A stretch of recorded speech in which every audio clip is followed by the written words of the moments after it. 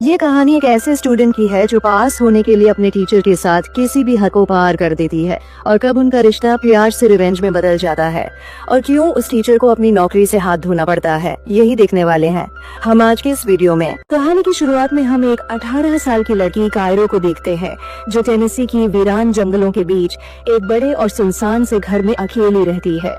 दरअसल उसके mom dad lawyers है और वो काफी पहले ही अपने बिजनेस के सिलसिले में दूसरे शहर शिफ्ट हो चुके हैं। पर कायरो का बचपन से एक ही सपना था कि उसे कैसे भी करके एक बड़ा राइटर बनना है, इसीलिए वो यहाँ अकेले रहकर अपने राइटर बनने के सपने को पूरा करना चाहती है। फिर कायरो जंगलों के रास्ते से होते हुए अपने कॉलेज पहुँच जाती है, जहाँ उसकी मुलाकात जोनाथन मिलर से होती है। मिस्टर मिलर इस कॉलेज के क्रिएटिव राइटिंग टीचर है जो पहले कभी एक बड़ा लेखक बनना चाहता था, पर उसके हालात ही कुछ ऐसे पैदा हो गए जिनसे वो लड़ नहीं सका और अब वो अपने राइटिंग करियर को छोड़कर एक टीचर के रूप में काम करने लगा है। इसके बाद जोनाथन उसे पढ़ने के लिए कुछ किताबों की लिस्ट देता है जिनमें 12 किताबें शामिल थीं, पर कायरो उन किताबों को पहले ही पढ़ चुकी थी। ये सुनकर जोनाथन थोड़ा हैरान हो जाता है। तभी कायरो की बेस्ट फ्रेंड विनी भी वहाँ आ जाती है और वो दोनों कुछ खाने के लिए बाहर चले जाते हैं। उनके जाने के बाद जोनाथन कायरो की किताबों को देखने लगा है जिनमें एक एडल्ट बुक भी शामिल थी। जोनाथन उस बुक को पढ़ ही रहा था कि तभी वहाँ कॉफी लेकर बोरिस भी आ जाता है जो एक कोच होने के साथ साथ एक फिजिक्स टीचर भी है। तभी उसकी नजर कायरो की किताबों पर पड़ती है जिनमें से एक किताब जोनाथन की ही लिखी हुई थी। ये देखकर उसके अंदर एक पुरानी उम्मीद जाग गई। रात को मिलर उसकी वाइफ विट्रे को बताता है कि आज उसकी क्लास में एक नई राइटर आई है जिसने मेरी लिखी हुई बुक पढ़ी। ये सुनकर विट्रे खुश हो जाती है। तभी उसे उसकी फ्रेंड एमी का फोन आता है तो जोनाथन वहाँ से उठकर ड्रिंक बनाने के लिए चला जाता है। कॉल कट होने के बाद जोनाथन की वाइफ उसके पास आती है जहाँ दोनों साथ मिलकर ड्रिंक करते हैं और जैसे ही दोनों एक दूसरे के करीब आते हैं और माहौल थोड़ा गर्म होता है तो एक बार फिर से जोनाथन की वाइफ को एमी का फोन आता है, जिस वजह से जोनाथन अधूरा ही रह जाता है। अगले दिन जोनाथन और बोरिस बैठकर आपस में बातें कर रहे थे। तभी उनकी नजर जंगल से आते हुए कायरो पर पड़ती है। पिछली रात की बेचैनी से वो काफी परेशान था, इसीलिए आज वह कायरो को बड़ी गौर से देखने लगा है। उसके पास आने पर जोनाथन पूछता है क्या तुम्हें उन जंगलों से अकेले आने में डर नहीं लगा, जिस पर कायरो कहती है उन जंगलों की सबसे डरावनी चीज में ही तो हूँ। जोनाथन ये सुनकर हंसने लगता है। इधर विनी बोरिस को देखकर जानबूझकर अपनी बुक नीचे गिरा देती है ताकि बोरिस उसके पास आए, लेकिन वो ये देखकर समझ जाता है और वो विनी से कहता है कि ये पैतरे पुराने हो चुके हैं। दरअसल विनी जानबूझकर कोच फिल्मोर को अपनी ओर अट्रैक्ट कर रही थी। कायरो ये दूर से देखकर हंसने लगती है और वो विनी के पास आकर कहती है कि तुम सच में पागल हो। इसके बाद कायरो विनी को अपने घर लेकर जाती है जहां उसे अपनी जिंदगी की सबसे बड़ी अचीवमेंट के ऊपर एक ऐसे लेकर सबमिट करना था, लेकिन वो ऐसे लिखने के लिए कुछ खास नहीं ढूंढ पाती है। तो विनी उसे एक सलाह देते हुए कहती है कि तुम्हें मिस्टर मिलर से अफेयर कर लेना चाहिए, पर कायरो उससे कहती है कि मिस्टर मिलर तो मुझसे 20 साल बड़े हैं। तो विनी उससे कहती है कि आजकल ये सब नॉर्मल है और आज तक उन्होंने किसी स्टूडेंट को ऐसे नहीं देखा जैसे वो तुम्हें देखते हैं। शायद वो तुम्हें पसंद करते हैं और ये बात तुम्हें भी अच्छे से पता है। कायरो ये सब सुनकर शर्माने लगती है और उसे विनी की आइडिया काफी ज्यादा पसंद आती है। अगले दिन से कायरो मिस्टर मिलर को बड़े गौर से देखने लगती है, जिसे जोनाथन भी नोटिस कर लेता है और वो कायरो के पास जाकर कहता है क्लास खत्म होने के बाद मुझसे अकेले में मिलना। फिर जोनाथन बोरिस को रात में डिनर के लिए इनवाइट करता है तो बोरिस ये सुनकर मस्ती करता हुआ वहाँ से चला जाता है। उसके जाने के बाद मिस्टर मिलर भी उसके डांस स्टेप को कॉपी करने लगते हैं। तभी वहाँ कायरो आ जाती है और दोनों एक दूसरे को देखकर हंसने लगते हैं।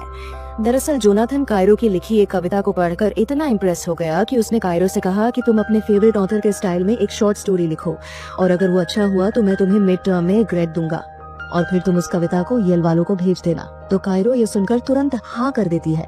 फिर कायरो जोनाथन की लिखी हुई एक कविता को पढ़कर सुनाती है जिसमें काफी ज्यादा गहराई थी। जोनाथन ने जब उस कविता को कायरो की जुबानी सुनी तब उन्हें उसके मायने समझ में आए कि कोई उनकी लिखी हुई कविता को भी इतनी बेहतर तरीके से प्रेजेंट कर सकता है। उन्होंने काफी सालों पहले दिल से उस कविता को लिखा था जिसे सुनकर वो इमोशनल हो जाते हैं और वो कायरो से कहते हैं कि इस वीकेंड तुम मुझसे मिलो, हम वहीं मिलकर तुम्हारी कविता के बारे में बात करेंगे जिससे तुम्हें उसे लिखने में आसानी होगी। रात को तीनों एक रेस्टोरेंट में डिनर करने के लिए जाते हैं जहां विनी एक वेट्रेस के तौर में काम करती थी। जब वो उनका ऑर्डर लेने के लिए आई तब बिट्रेक ने पूछा क्या ये वही राइटर है जिसकी तुम हमेशा बातें करते हो, जिस पर जोनाथन कहता है कि नहीं, वो कायरो है। तो बिट्रेक ये देखकर समझ जाती है कि अब धीरे धीरे जोनाथन का इंटरेस्ट कायरो के ऊपर होने लगा है। तो वो जोनाथन को चिढ़ाते हुए कहती है कि तुम में अब राइटर वाली बात नहीं रही, क्योंकि तुमने काफी सालों से कुछ भी नहीं लिखा है, बस एक आम टीचर बनकर रह गए हो।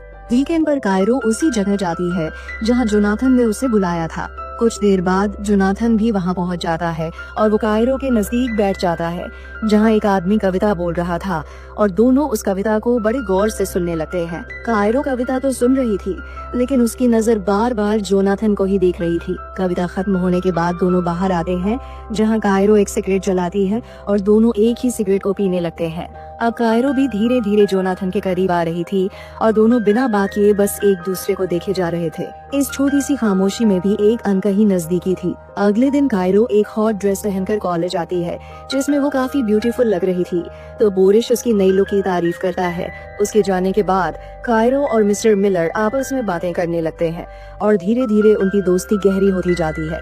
इसके बाद मिस्टर मिलर को कहीं घूमने जाने के लिए उनकी वाइफ का मैसेज आता है, तो मिस्टर मिलर जल्दी से अपनी क्लास को खत्म करके निकल रहे थे।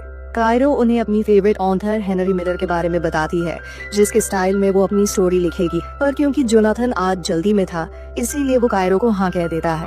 इसके बाद विनी कायरो के साथ मस्ती करने लगती है, पर यहाँ कायरो को उसका फोन नहीं मिल रहा था जिस वजह से वह परेशान हो जाती है। दूसरी तरफ हम जोनाथन को देखते हैं जिसे कायरो फोन करती है क्योंकि जोनाथन गलती से कायरो का फोन लेकर आ गया था। अब उसकी वाइफ को कुछ जरूरी काम आ जाता है जिस वजह से उनका बाहर जाने का प्रोग्राम भी कैंसिल हो चुका था।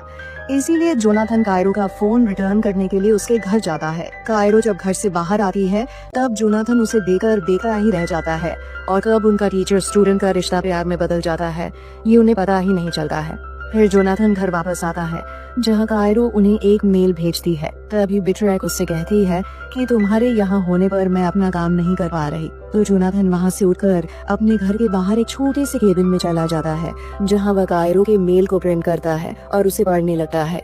कहानी एक टीचर और स्टूडेंट के बीच के रिश्ते को दर्शा रही थी जिसमें कुछ एडल्ट चीजें भी लिखी हुई थी, बिल्कुल वैसा ही जैसा उन दोनों के बीच हो रहा था। जोनाथन यह पढ़ते हुए अपने ऊपर काबू नहीं रख पाता है और वह कायरो को इमेजिन करते हुए गलत काम कर बैठता है। अगले दिन जोनाथन जब क्लास में आता है तब वह कायरो को इग्नोर करने लगा है। कायरो जब इसकी वजह पूछती है तो मिस्टर मिलर से कहते हैं कि तुम्हें अपनी स्टोरी बदलनी होगी क्योंकि उसमें काफी सारे गलत बातें हैं। पर कायरो उनसे कहती है ये तो हमारी स्टोरी है, लेकिन मिस्टर मिलर कहते हैं कि हम एक टीचर और स्टूडेंट से ज्यादा कुछ भी नहीं है। तुम अपनी स्टोरी दोबारा से लिखो, नहीं तो मैं तुम्हें मिड टर्म में फेल कर दूंगा।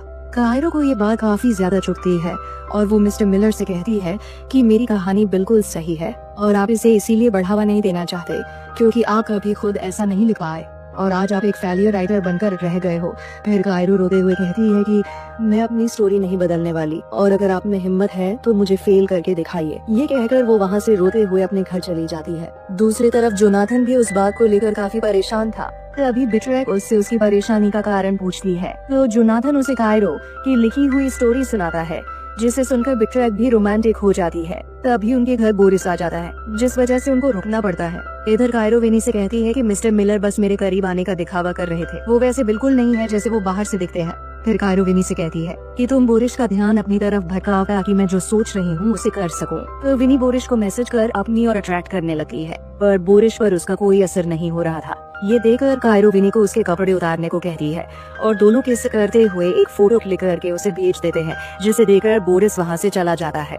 तभी बिट्रैक को जोनाथन के स्कूल से फोन आता है और से पता चलता है कि जोनाथन और कायरो के अफेयर के बारे में स्कूल में सभी को पता चल चुका है। ये सुनकर बिट्रैक जोनाथन से पूछती है क्या तुम्हारे और कायरो के बीच में कुछ और भी हुआ है, जिस पर जोनाथन उसे साफ मना कर देता है। अगले दिन हम कायरो को प्रिंसिपल के ऑफिस में देखते हैं जहाँ प्रिंसिपल उन दोनों के रिश्ते के बारे में पूछती है तो कायरो उनसे कहती है कि सर ने मुझे एक स्टोरी लिखने को कही थी और उसी के दौरान हम दोनों करीब आए।